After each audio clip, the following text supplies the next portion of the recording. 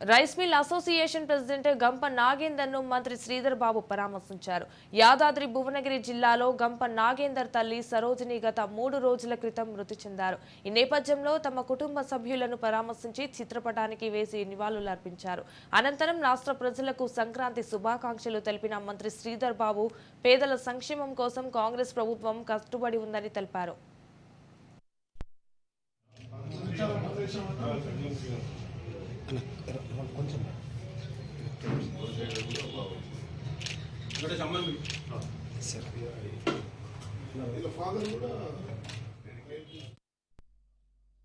ఈ 48 గంటలు తిరిగేలోపే 2 ప్రధానమైన హామీలను నిలబెట్టుకునే ప్రయత్నం చేసినాం.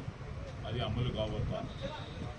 చాలామంది ఎట్లా చేస్తారు, ఏ విధంగా చేస్తారు, అసలు బస్సులో ఎక్కితే చాలా ఇబ్బందికరంగా ఉంటుందని ఆలోచన చేసి విష ప్రచారం చేసే ప్రయత్నం చేశారు.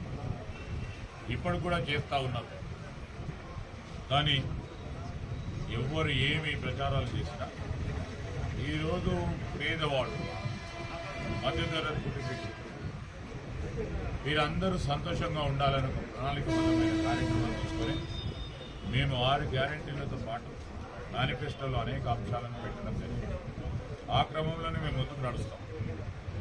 ఈరోజు మా సోదరులు మరి యాదగిరి గుట్టకు సంబంధించి వీళ్ళ ఐలయ్య యాదవ్ ఈరోజు ఆలేరుకు సంబంధించిన మా శాసనసభ్యులకు మాట ఇచ్చింది, ఆటో మిత్రులందరికీ.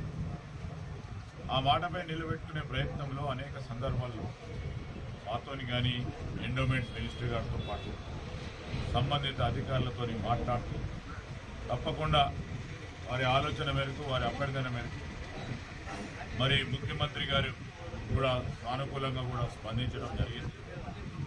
ఆటో మిత్రులందరికీ కూడా వారి ఆటోస్ను కూడా మరి గుట్టపై నడపడానికి అతి తొందరలోనే పర్మిషన్ ఇచ్చే కార్యక్రమం కూడా చేపడతాం.